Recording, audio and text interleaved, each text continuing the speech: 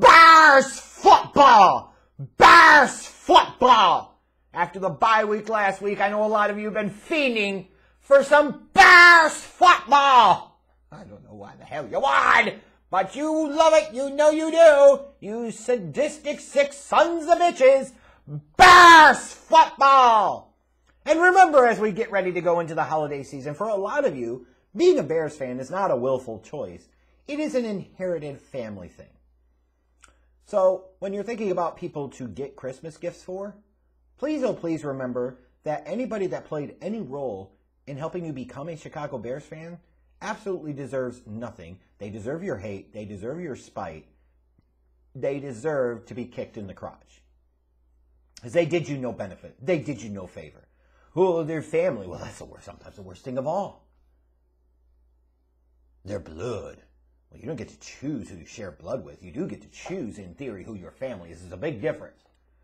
And why you would continue to associate with somebody that clearly didn't fucking love you enough. Well, why would you say that? Because they introduced you and got you hooked on Bears football! So anyways, let's talk about this game coming up on Sunday. Good Christ almighty. The Ravens coming into Chicago, and that UFO that took a shit in the Roman Coliseum to face the Chicago Bears. The Baltimore Ravens come into this matchup at 6-3 and in first place in the AFC North, which on the surface looks good. However, I would call out there are some warning signs here for the Ravens as they've lost 2 of their last 3 games to Cincinnati and the Dolphins, if you remember, about 9-10 days ago on Thursday night. And they really looked like shit in both of those games. Like the Bengals absolutely blew them out of the water in the second half of that game a few weeks ago. And in that Miami game, they looked horrendous. They looked disinterested. They looked like an entirely different team.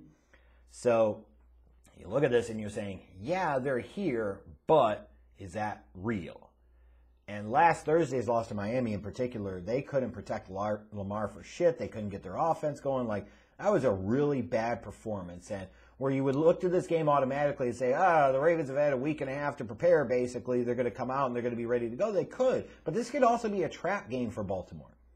As you look at the rest of the schedule, and it's pretty tough for them. They've got Cleveland. Then they go, I think, to Pittsburgh. They go to Cleveland. So they got to play Cleveland twice and Pittsburgh within a 3-week stretch. And those are all divisional games, so you know how tough those can be. You got Green Bay, Cincinnati, who whooped up their ass earlier in the year. The Rams and Pittsburgh to close out the year. Like, there's not a joke game left. The Bears are the joke game. So they could be caught looking ahead to Cleveland next week and forget all about the Bears. And you say, well, why would you say that? Well, look how the fuck they performed on Thursday night against the Dolphins. What the hell do you think? The Ravens really have to understand that they must have this game. Because out of their 7 games left, they might get lucky to win 3 or 4 of them. They really need this game to get them to 7 wins. They really, really do. For the Chicago Bears, they're now 3-6, losers of 4 in a row, coming off of the bye now. Bears football ahead! And that injury report is starting to get pretty loaded.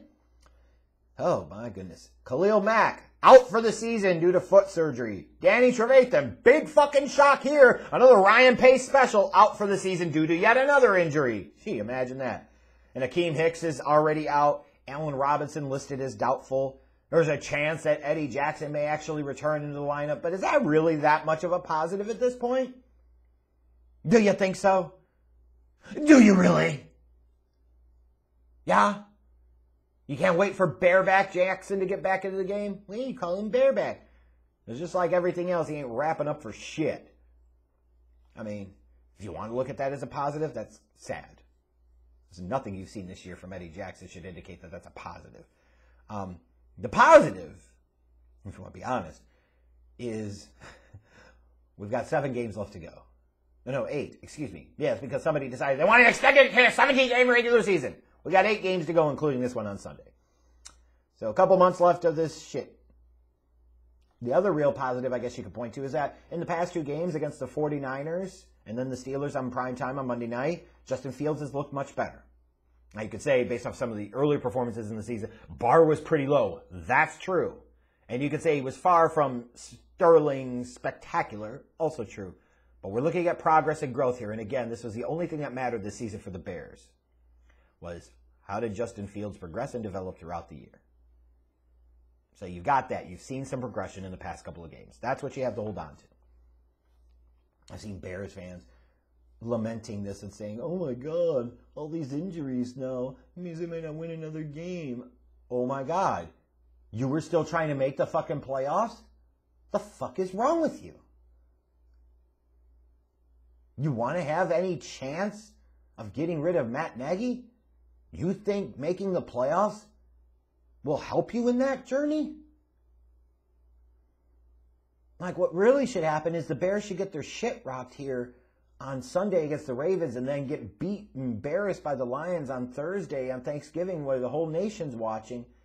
So that way, even this behind the times mediocre ass organization can now sit there and say, this team's 3-8. We're done. Fuck Matt Nagy. He's gone. Which is what they should be doing because they want to get a head start on that next coaching search. Why in the hell would you wait to the end of the season? Anyways. Or they might not win. This is the whole mediocrity mindset. You're trying to squeak into the playoffs, which is pathetic. That was never the goal of this season, never should have been. If your goal for this season was anything other than the only thing that matters is Justin Fields, then you are the problem. Period.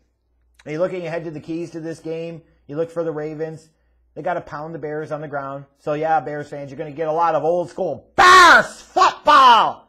Yeah, they're running the ball, running the ball, running the ball, running the ball. You know what? That's how you win games in Chicago. Bears football. And the Ravens certainly are a worthy running team. I've got to protect Lamar Jackson, though. Now, where's the Bears' pass rush going to come from is a valid question. But they've got to protect Lamar Jackson.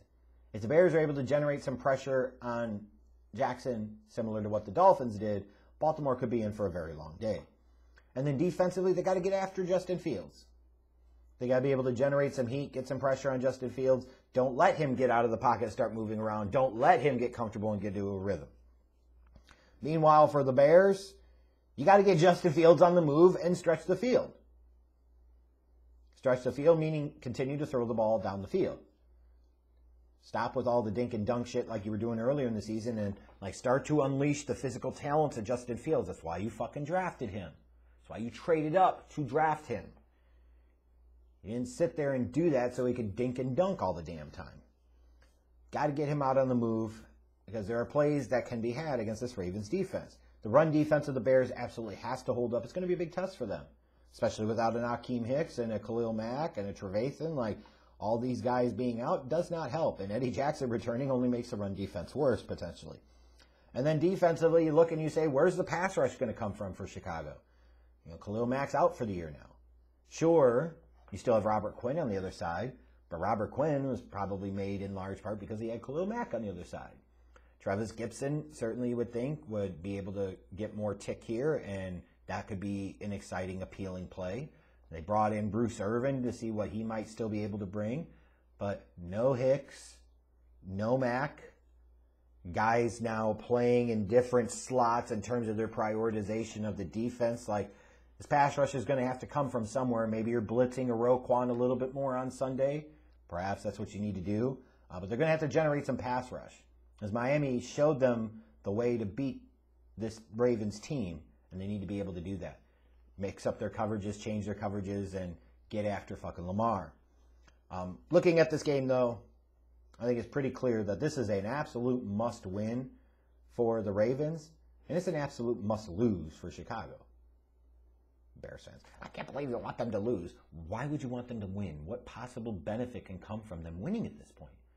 I want Justin Fields to go out there and have a fantastic, spectacular duel against Lamar Jackson. Let's at least watch some exciting football. Right? I haven't had enough exciting football over the years in Chicago. But the reality is for this Bears team, you look at them, is they're getting pretty depleted from an injury standpoint. They just don't have the depth to be able to step up and absorb some of those losses. It's the price you pay for dealing away a lot of your mid and late round draft picks and, getting aggressive and always having to move up the board when you're panicking pace. Like, it's times like this where that could be an impact. You're a team up against the Cavs, so you didn't have a ton of flexibility to improve your depth on both sides of the ball. Well, now that starts to come into play. I think for the Ravens, they're going to be mad in the bad way after that performance against Miami. They know that they need this game because the rest of the schedule does not get any easier for them. I hope this is a fun-ass shootout. I really do. Lamar Jackson versus Justin Fields is an appealing, intriguing matchup that I want to see be an appealing, intriguing matchup. I think ultimately the Ravens are going to have too much even on the road. I'll pick Baltimore to win 27-16. Let's hope to God, though. Let's hope to God that we're not going to be subjected to 3 hours of Bears football on Sunday. See something exciting for a change.